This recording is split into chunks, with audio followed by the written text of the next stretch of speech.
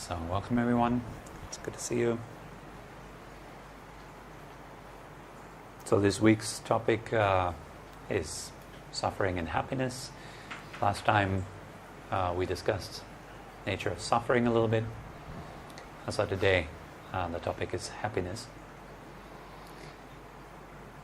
Now when I speak about happiness, when I even just say the word, probably all of you have some idea what I'm talking about, some opinion, some experiences that you would define as happiness. Say, okay, what is happiness? Any ideas? What is happiness? How would you define it in a short, in a crispy way? Feeling content.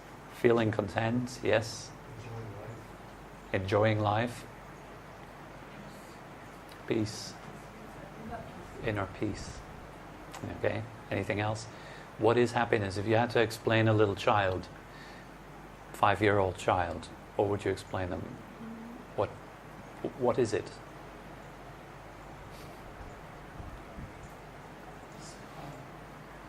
Say again. Smile. Just smile. Okay. Mm-hmm. So these are all kind of like events and things that produce the feeling of happiness. If you smile, you feel what we call happy, right? So we might say, for example, that happiness is a feeling, right? We can say that. On a very basic level, that is true. There's 3 types of feeling. One is painful, one is neutral, and one is pleasant. Yes. So we have these 3 types of feeling, and happiness would be a pleasant sensation.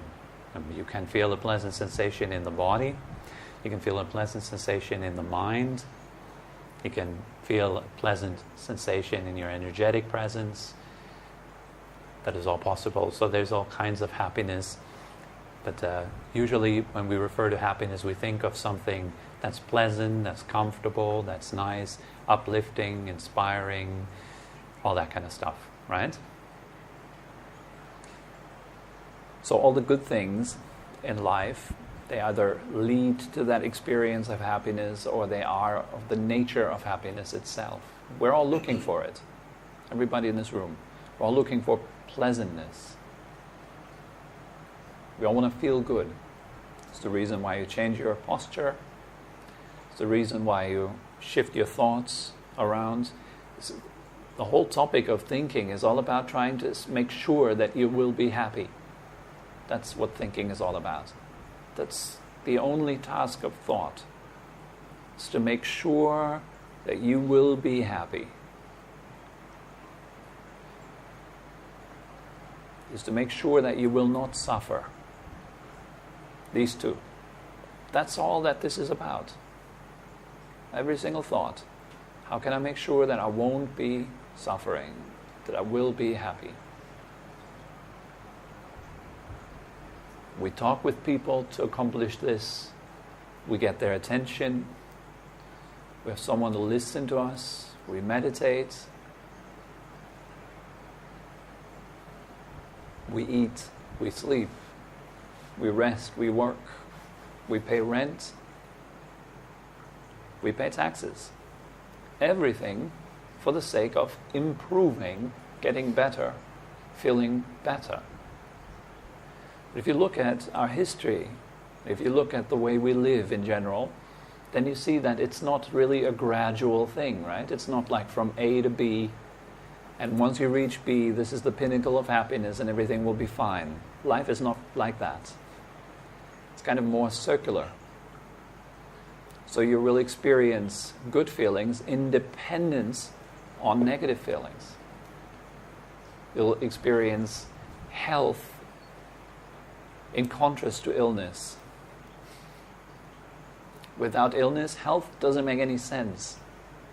If you come to planet healthy, you see that everyone is just only ever healthy, and you explain them that, oh, you guys are all very healthy, they will not understand what you mean. What do you mean healthy? It's their natural state. It's their permanent natural state. Health to us makes only sense because we have a contrast. Like day, it only makes sense because there is night. Right? So that what we consider to be happy and nice and pleasant only makes sense in dependence upon its polar opposite. But we tend to forget that. We think of it as kind of a linear thing. Like step A, B, C, D, and then you will end up at being happy. And then you will ideally be happy forever after. And you walk off or ride off into the sunset on your happy horse. That's kind of like this ideal that we are trying to accomplish, all of us. The perfect state. Getting to a state where you're just completely free from all worries. You have to worry about nothing. You're just free. There's nothing to take care of, no pain, not even an itch. Just perfect, ultimate comfort. And some of us were working really, really hard to accomplish that. And we go through a lot of pain trying to get there. Even absurd things like war. A war is designed to create peace. It's the most absurd kind of activity, but still we do it.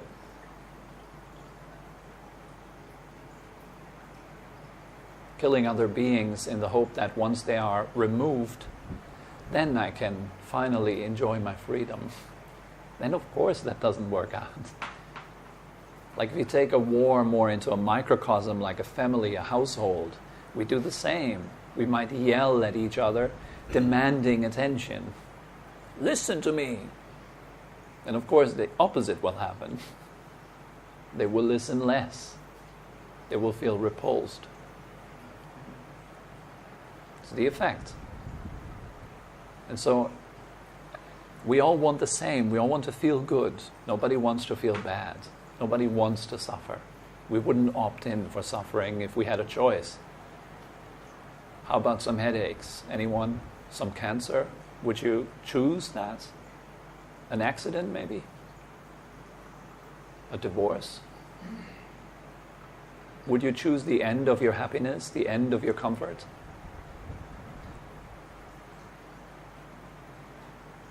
Nobody would. And so it makes sense to do something that actually gets you to more comfort and happiness. And so there are three things that we can do. The first one is the most basic.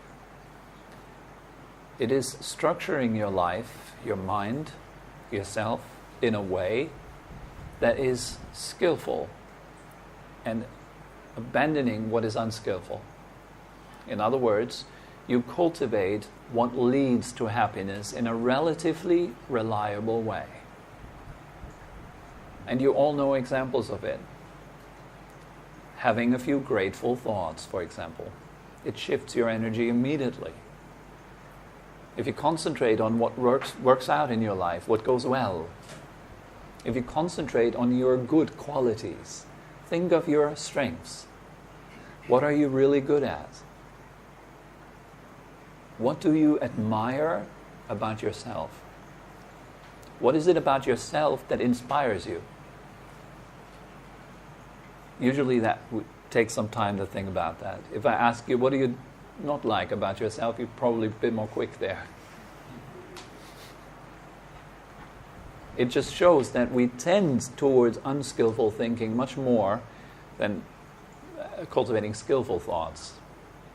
And if you are able to cultivate skillful thoughts that lead to forgiveness, to happiness, to kindness, compassion, understanding, generosity, connection, your life will be better. Because skillful thoughts translate into skillful emotional states. It makes you feel good. It lifts you up, doesn't it? That's the reason why in every single world religion, that is at the very base, ethics, our behavior. Don't kill, don't steal. Why not? Because it's a cause of suffering, isn't it? It's quite clear. If I go around and I steal things, it creates suffering in this world. And this is a very interconnected world. It's not just about me, it's about us, isn't it? So if I go around and I steal from other people, I do include myself. I also hurt myself. I can't just go around and stealing and say, okay, I benefit here. Might be others that have trouble, not my problem. It doesn't work like that. Not in an interconnected realm. Not in an interdependent realm. Right? So it's vital to let go of things that are harmful. Start by letting go of those things that are harmful to yourself. Harmful thoughts, self-disparagement, criticizing yourself in unnecessary ways, being harsh on yourself in unnecessary ways. There might be a place for being harsh on yourself, yes? I'm not completely excluding that. There is a place for that. But so I say, not in unnecessary ways. Not when it is not necessary. Sometimes it is necessary. Your feelings say, I want to stay in bed. But you understand what's good for you would be a regular routine, so you get up. It doesn't feel good, but it is good. Yes. There's many examples of things that don't feel good, but they are good. And if you're able to practice them like this, you build self-respect. Self-respect comes from doing what's right, what's good for you. In a way, you can say self-respect arises in that moment when you start to inspire yourself. When your thoughts are inspiring. When the way you deal with yourself, with your suffering, with your problems becomes uplifting and inspiring. Very often when I experience hardship and problems, I do experience quite a bit of it. I look at myself, and I look at other people around me, and I recognize it's not just me that experiences hardship. What if I could find a way out of my own hardship for the benefit of those who experience the same struggles as I do? It gives me power. It gives me a motivation, because there's many people who go through the same hardships or similar hardships, like illness, chronic disease, pain, worries, despair, grief. We all know what these things mean. What if you can find a way out of your hole so you could show others how to get out of theirs? It immediately shifts the way you think about yourself. You start to inspire yourself, to lift yourself up. And with that, you can help many people. It's not just yourself alone that you help, but with helping yourself, you help those around you.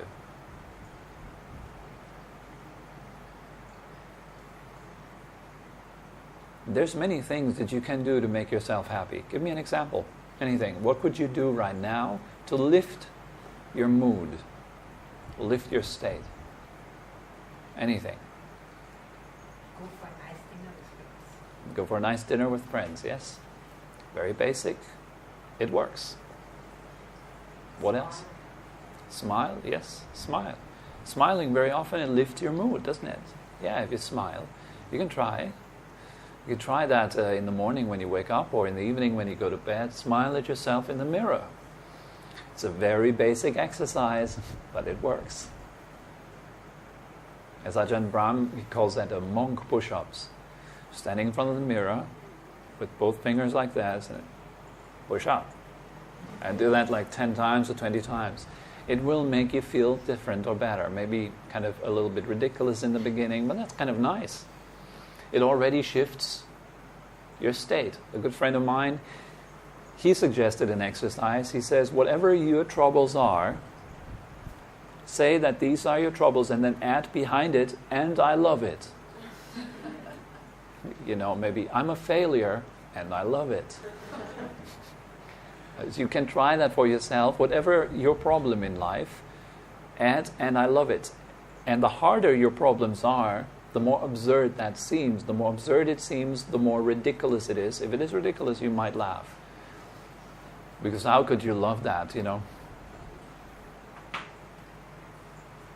Hardcore situations. I have cancer and I love it. It totally shifts the thing around. Difficult things. I just experienced a divorce and I love it. Say these things out loud. See what that does. Play around a little bit with it. Do you have a problem with a friend? There is another point, that another little exercise that you can do to lift your mood, to change your thinking about things. Maybe you have a neighbor that really annoys the heck out of you. So, next time you think about that neighbor by singing your thoughts in the tune of Happy Birthday to You. It'll totally change the whole story. Or something that you don't like about yourself, sing it to yourself in the tune of Happy Birthday to You. Recite all your problems like that. Try.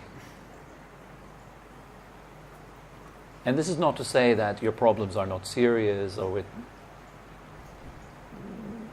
kind of making them ridiculous, but just to give you the experience of your power to shift your state. Because you can. Kind of counteracts this belief that no, I cannot.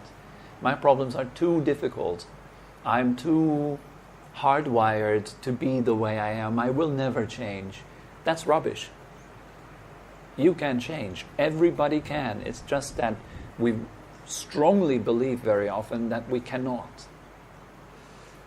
And these kind of little exercises, they show you in tiny bits and pieces that you can. You can change the way you feel. You can design your feeling state. If you want to go deeper into that, you can redesign yourself. As you did so far, you designed yourself. You did so unconsciously mostly. But if you bring consciousness into the whole game, you can change yourself the way you want to be. Nobody holds you back. How do you want to feel? How would you like to feel? Pick a feeling. Remember it. When did you feel like this the last time? You still know the frequency. Only thing you need to do is tune into it. Like tuning in a radio, right? When was the last time you felt great? Remember it. As you remember it, you start feeling great. It's that simple. And sure, then the mind might come in and say, no, you have no right to feel great because you have so many problems. You should suffer. You might feel guilty. You might feel apprehensive. Oh, I'm feeling a bit too happy here. I'm wondering if I get some punishment for that later. That's what my mind sometimes says. I don't know where that comes from. I've been raised in a Christian background. Might be from there. Like this kind of idea that if you're a bit too happy, something will go wrong. You don't deserve that kind of happiness.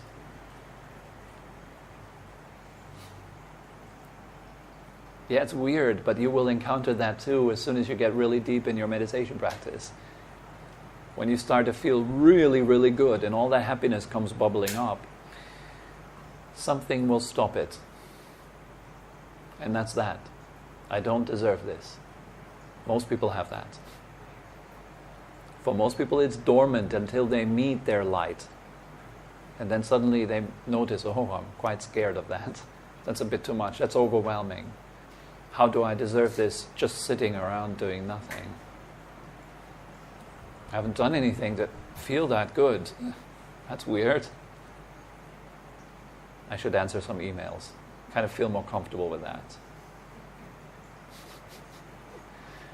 And then you find that your inbox is empty and you're like, damn, I need to do something else.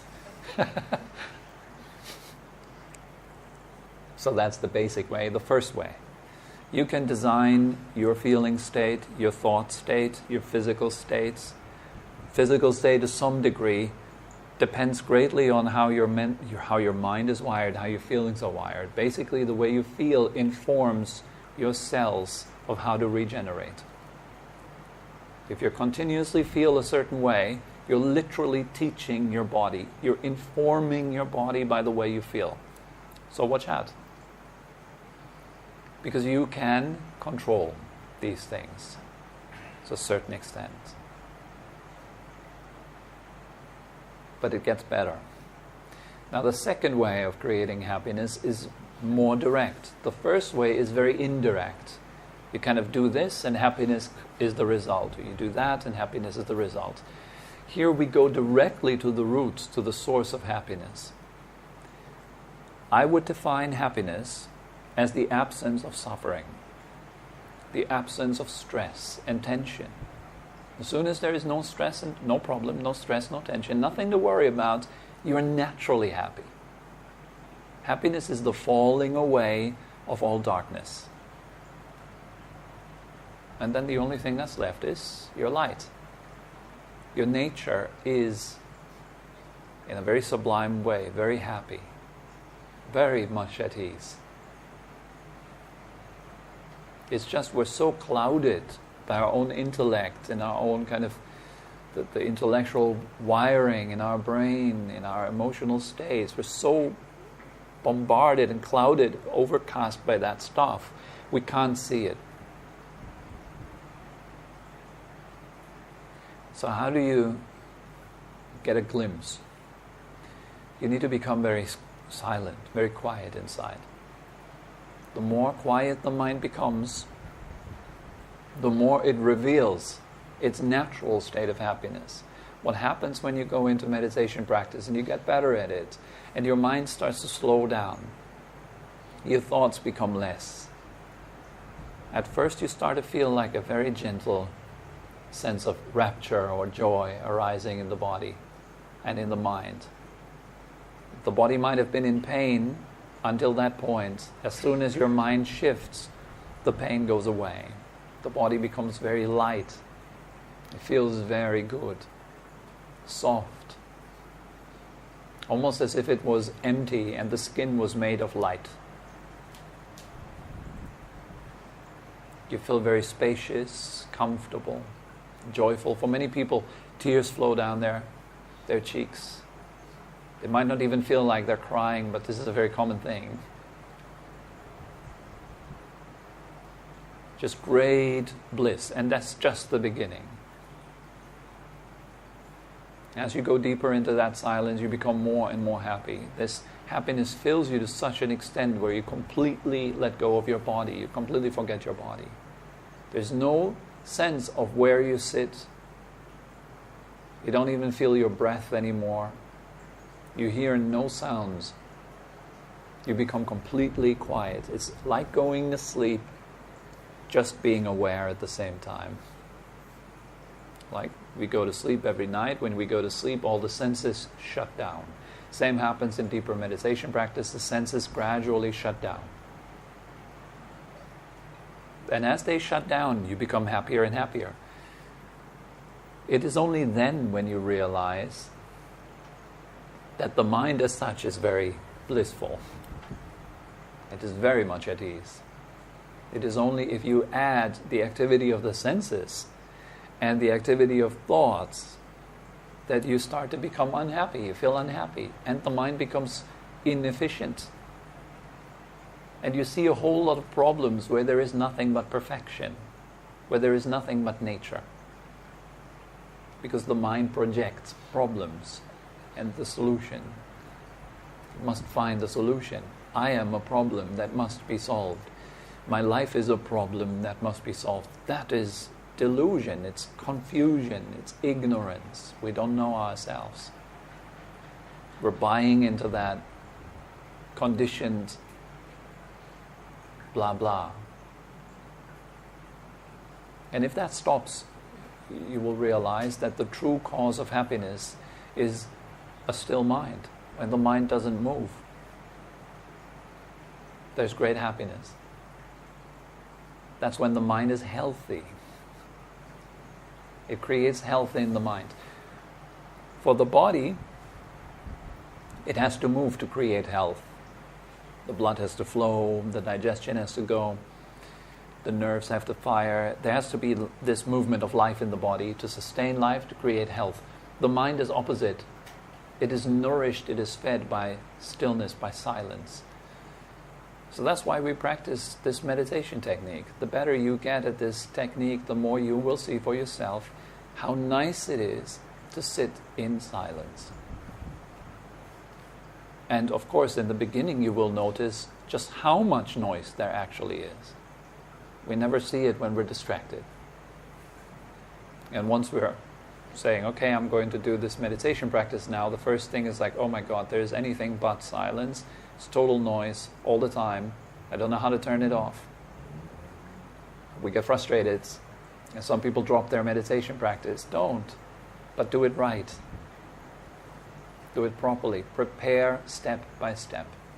Many people rush into it. They just come home from work. They think 10 minutes does the trick.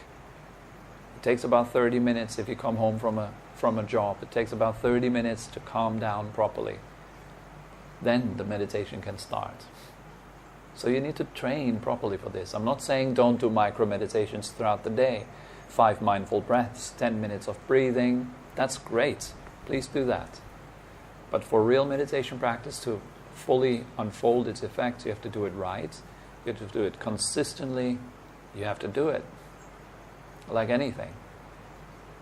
If you tell your trainer in the gym, I want to have a six-pack, I want to have a bigger biceps, then the trainer can show you what you need to do to get there, right? And that's not it. That's not enough. Then you have to do it. And you have to do it not just once, but gradually increasing the repetitions, getting better and better each day. Same for meditation. Silence is a muscle. Happiness is a muscle. Train it. Why not? If happiness was a muscle, would you not go to the gym? Why the hell not? Such an important point to be at ease, to feel good. Remember the last time when you were really in love, madly in love, and you felt so good? Remember? You probably all were in love at some point, right? You know how it feels like. You're floating, everything is nice, everything is awesome, every food tastes good, every weather is great. You feel all this energy, suddenly you can do much more work. You're happily going to work. You have a swing in your step, right? Everything is nice. Why? Because you're nice. You're in a good state. So the whole world appears like it's full of light. But it's not the world. The world hasn't changed a bit. You have changed. And the funny thing is, as you are so happy, people around you pick up on that. They are literally influenced by your vibes, by your energy. They pick up on that. It's nice to be around you. And so you get more opportunities in your life. Maybe more job offers. You see more things that might help you. Whatever it is that you need, it comes easily. Why? Because you're easy.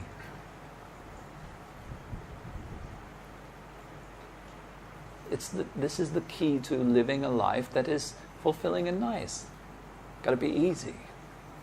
Relax, meaning you're not carrying around with you, as Ajahn Brahm puts it again very nicely, coffins full of dead moments. You're not living in the past.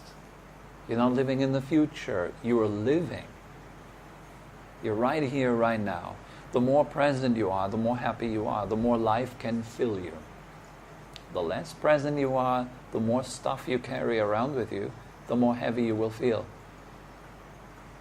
It's probably one meaning of the word enlightenment. It means it makes you more light, not heavy anymore.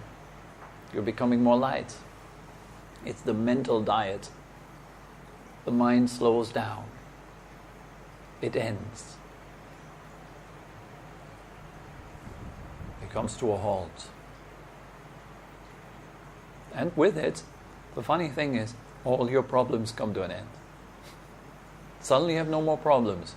Every time at night when you go to deep sleep, like a miracle, for 30 minutes or so, you have no problems. And then, what happens in deep sleep? What happens to your body? Or the body releases growth hormone. You heal. Infections are reduced. Inflammation is reduced. And all the good stuff. Why? Because you're gone. For 30 minutes, the problematic me doesn't exist. So everything, even your whole body can go, nice. Tobi is gone. And after 30 minutes, he comes back and dreams about pink elephants, reading newspapers. And the whole drama starts again. Now it's a problematic dream Tobi trying to solve dream problems. Then it turns into the problematic waking Tobi trying to become an unproblematic waking Tobi, an enlightened Tobi. It doesn't exist a thing like that. But we still try though. So the answer is in non-trying. Give up. Stop fighting. It's all that fighting, that trying, that tension inside that has us wired so much, that has us so unhappy. If you stop trying, you're just here. Committed to what is. Happiness is quite natural there. That's just the second level. That you can take that very, very deep.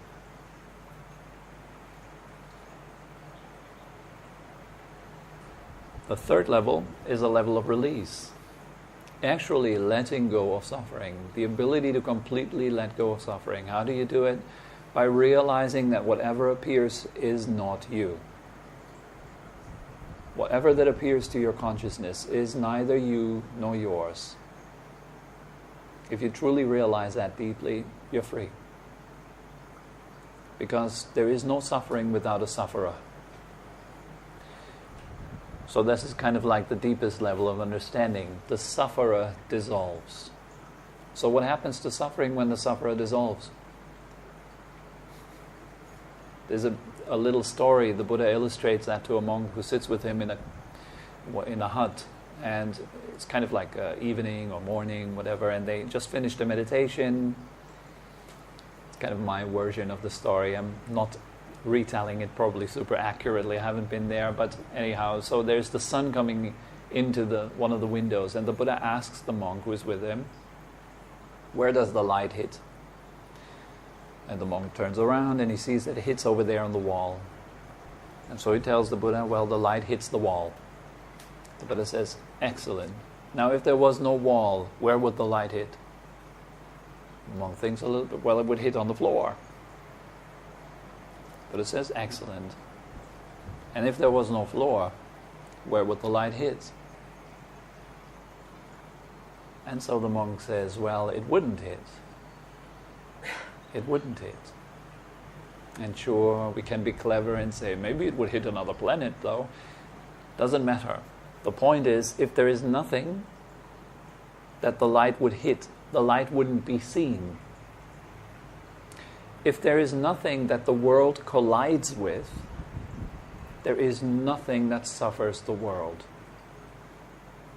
So in a way we can say, we are suffering things because we are in the way. That is what ego does. Ego says, I want to go left. Life says, let's go right.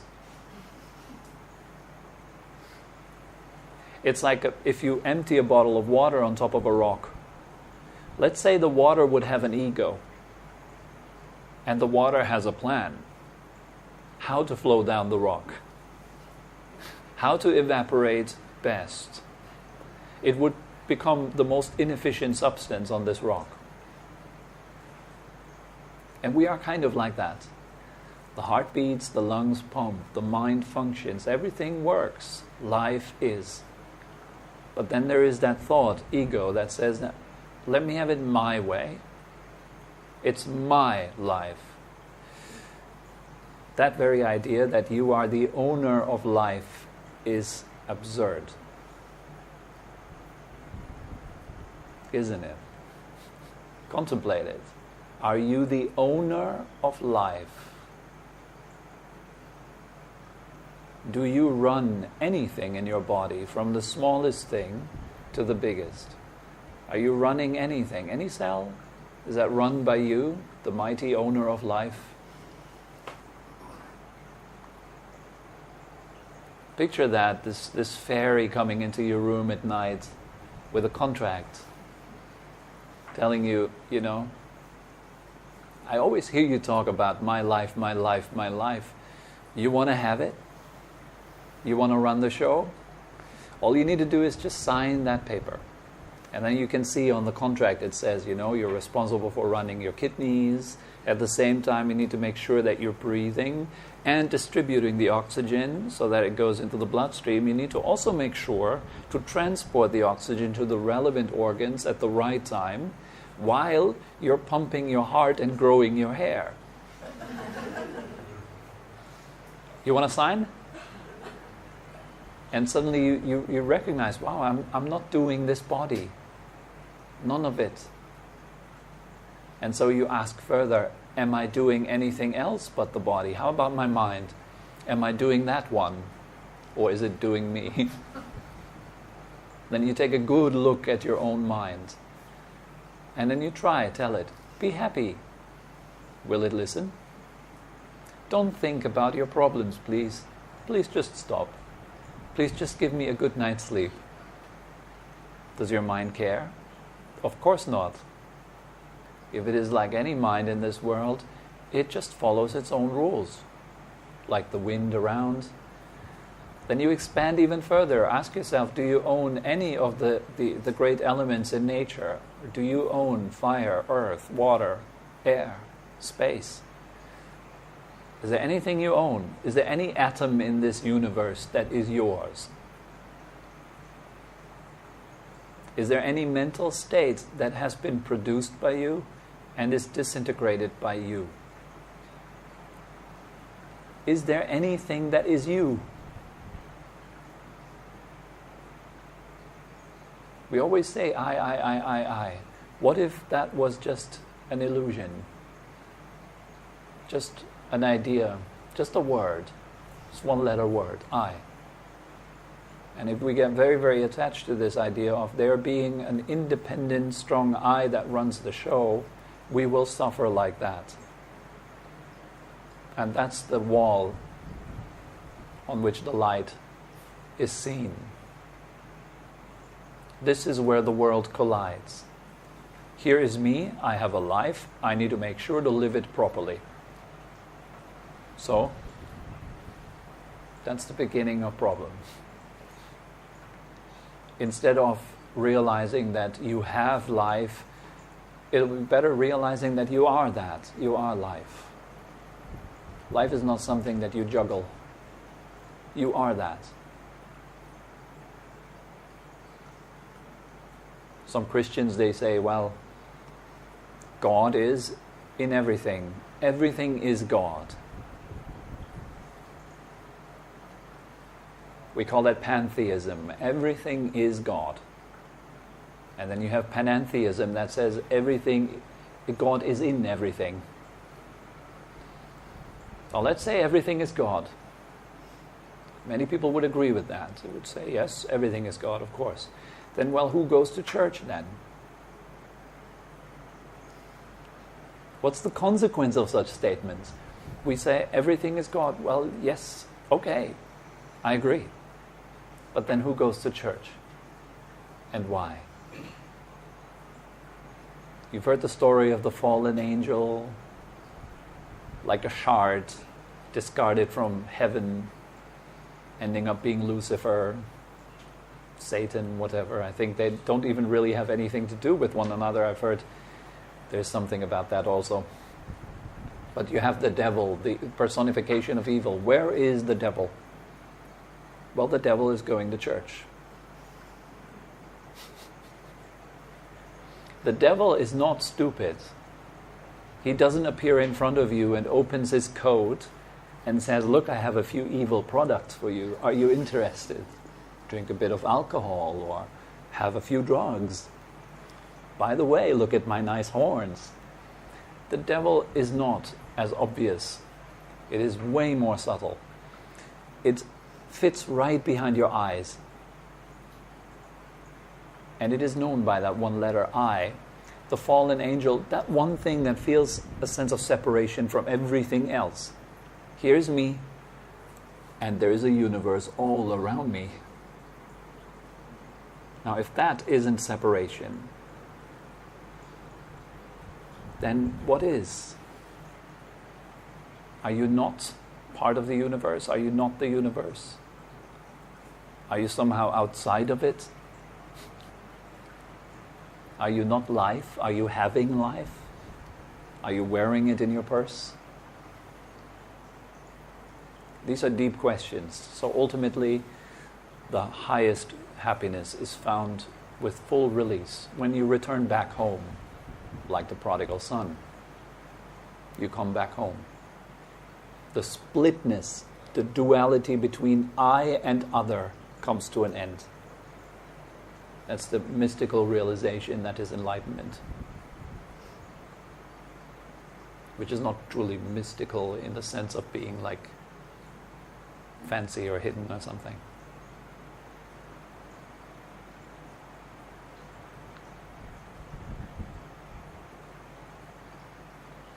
So 3 levels of happiness. Happiness of creating good things, the happiness of stillness, and the happiness of complete release.